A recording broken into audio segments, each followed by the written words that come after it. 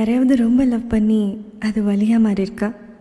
இந்த மாதிரி கண்ணிரண்டு நூறு வெண்ணிலாக்கள் தோன்றும், ஆனாலும் அனல்